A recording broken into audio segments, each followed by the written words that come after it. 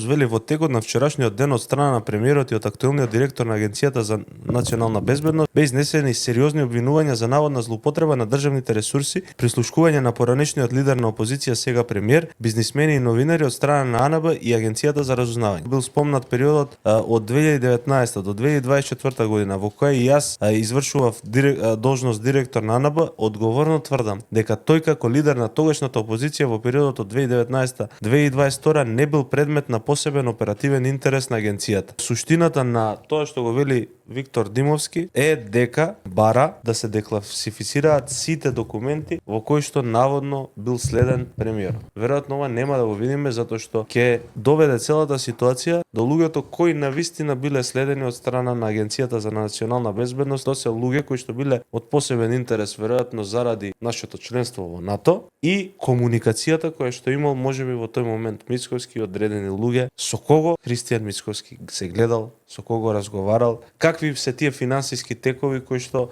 ги заинтересирале овие институции. Од кого земал пари, најдиректно да прашам. Тоа треба да го одговори премиерот. Или да ги декласифицира тие документи, па да видиме дали е точно тврдењето на Викторио Димовски или е точно тврдењето на премиерот.